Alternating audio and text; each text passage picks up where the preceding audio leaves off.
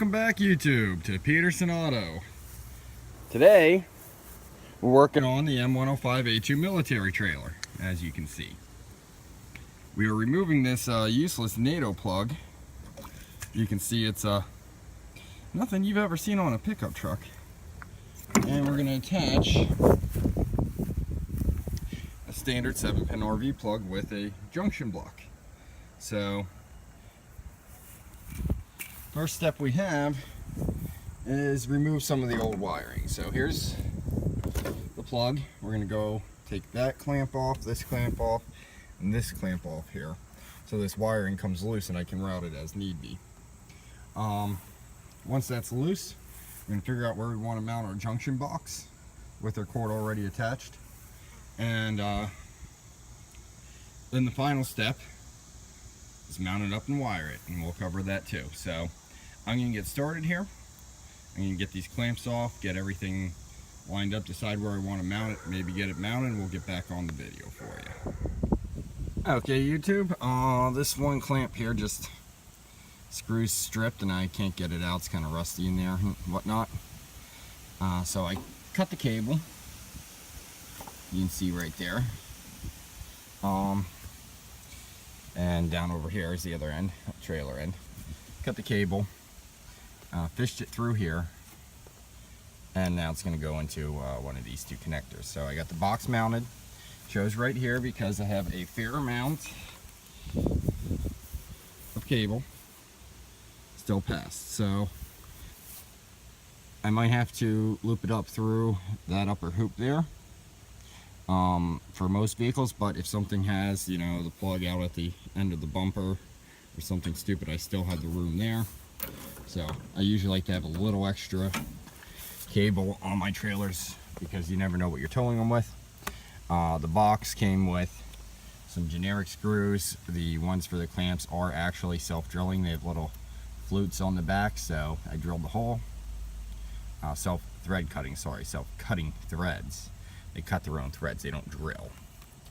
But I cut the hole, and then I drilled the hole and I put them in. They cut their own threads as they went in very easily with a screwdriver. So if you reuse the military screws, that's a good way to go. If you're doing this on your home trailer, car trailer, utility trailer, etc., it's obviously not an option. So in that case, you really can't do that. So we're going to get on to setting everything up for the wiring. I'm going to go ahead and strip the end of this connector, get it routed into end of this wire, get it routed into the box. Look at the wire, it has quite thick insulation on it, and it's 1, 2, 3, 4, 5, 6, 7, 8 wires. We have a 7-wire trailer connector, and this doesn't have reverse lights or a battery, or, well, it has trailer brakes, but they're not through this. So what's going on? The military setup has blackout lights for use in war zones at night. Kind of useless on the road, kind of useless in the civilian world, so we're eliminating those. And there is a couple other little things here to remember too. So we're going to go ahead and get this stripped and get it connected into here. If you're doing a normal trailer, you get your wiring harness, go from your junction block back to your lights. Usually I use 4-wire flat for that. It'll match up with each and everything on this connector here, color wise. If you look closely, you can see red and red on the stud, green and green on the stud, green wires. So one, the Chinese did everything right. This is a cheap piece off of Amazon, but it was worth it. Definitely nice quality as far as these are concerned. Crimps all look very good. I don't think we'll have any problems with this setup at all, so I'm very happy with it. But they're clearly labeled, you know, in multiple places, so if you do wear the paint off of here, you still have it labeled up there. It makes it very easy if you're doing a normal trailer wiring job. You just go ahead and you connect red to red, white to white, black to black, yellow to yellow, green to green, etc. down the line, and you'll have all your functioning abilities there. So like I said, next step is we're going to go ahead and get this stripped and get it routed into the actual box. Okay, YouTube, here we are, the military wire going into the civilian box. So now we have all these wires to figure out what to do with them. So we're going to have to go through, and we can either set up a good power and ground, or we can just see what we can do as far as a ohm test goes, since I'd be ohm testing the whole way out to the other end of the trailer. I'm going to probably grab a battery and just hook things up and see what's flashing, you know? So that'll be step one of, determining what's what here. Unfortunately, I won't be able to tell you what is what, because most of these wires are, actually, they may be fully labeled. Well, at least the red ones are. Yeah, the red ones are. There's a white stripe, a black stripe, a green stripe, and no stripes. So maybe I'll look up and see if there is a wiring diagram on that. Now that I see there are stripes on them, they were very hard to see until I wiped them off a few times. This wire is very good quality, very heavy duty, and the gauge on it's not too large, but definitely big for a light wire. So, but cool thing is, this little box comes with this cheat sheet on the cover. White 10 gauge ground, red left turn and brake, brown right turn and brake, green tail lights. For this trailer, that's all you need to know. If you have trailer brakes, the blue wire is your brake power. Your black wire is your 12-volt hot lead, which would charge your battery. And then the yellow wire is an auxiliary, which could be used for backup lights or battery charging also, along with multiple other things depending on the trailer setup. So that being said, I'm going to go ahead and hook up the left side of this diagram, because that's all I need right now until I go ahead and add some kind of trailer brake setup to it, because it does have air over hydraulic. So I could buy an electric over hydraulic controller to actuate the hydraulic brakes electronically, and be able to use pretty much any pickup truck on the market that has a brake controller to tow the thing with trailer brakes, which would be pretty freaking cool. But that's a project for after we get it legal, because I do not think that is required to make it street legal here. So I'm going to go ahead and take off the tail light and see if I can find the same wire markings on the tail light, and if I can, then we know what's what, and we'll go from there. Okay, YouTube, I have a ground wire hooked up here. Runs up into the white terminal. That is your ground per the lid of the box. I ran that background to right here. You can see that, there you go, where there is a factory ground wire coming in. So now I'm taking wires and I'm touching them to the black wire, which is the hot, and looking for things that light up. When I see something light up, I know what's going on, I know what's lighting up, and I can go from there as far as where it would actually hook in. So for example, if I find a right-hand bulb that is fairly bright, now this is all in perspective, so remember that too, to the other option. But if I find a right-hand bright, that would go to the right-hand turn signal connector, which is the brown wire here. It's a left-hand dull. That would go to the marker light, which is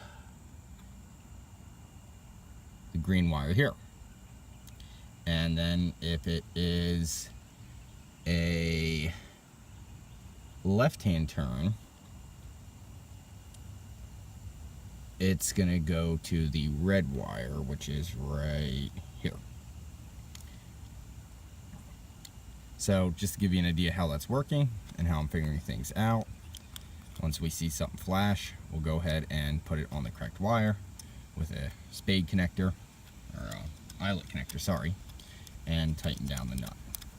So these nuts just screw off. It's easier to do it with a socket, but it's what I have within reach. Put your eyelet on, tighten it down, you're good. Now you have your connection. So you do want to add a side marker. You can run another wire which is why I love these junction blocks. You run another wire from here to your side marker.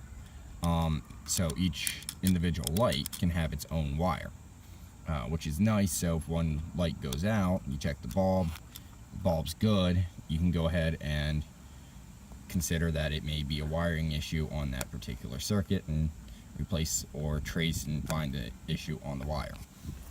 I'm also going to go ahead and take one of the airline clamps, take the screw out of it, and use one of these clamps here to mount that wire right about there. Little spring is nice, keeps it from chafing or anything. I'm not using these tie downs. If I do, the wire's not really going to be in the way anyway, so we should be good to go there. And then I'll get the wire up out of the way a little bit and keep it a little more secure than just flopping around. Keep it secure going into the box so it's not going to move when it goes into the box. So that's the other part of the project we're going to be doing here. So I'm going to get all this done, get all this figured out and wired up, and let you know what went where, and go from there.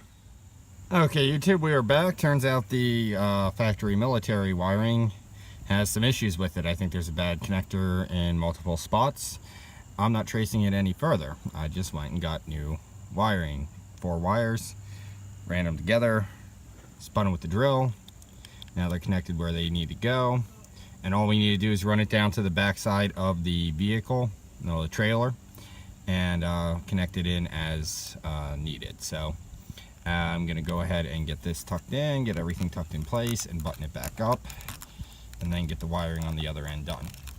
So yeah, long story short, the military wiring didn't work out, but you know, it's still here, it's even ran in, so if we need to do something with it, I have it there. You know, so I did have 1 or 2 circuits that seemed to function. You know, if I want to go ahead and add you know, some auxiliary reverse lights to this at one point in time, you know, I'll probably use that for that circuit, and then run it off the ground wire that is through this, or run a larger 10 gauge ground wire for, you know, adding in a bunch of stuff.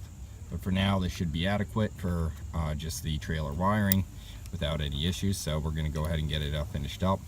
I did leave my test ground here, so it is still in place. It is in the functional ground. So if I do want to, you know, add those auxiliary reverse lights, for example, at one point in time, I can do that.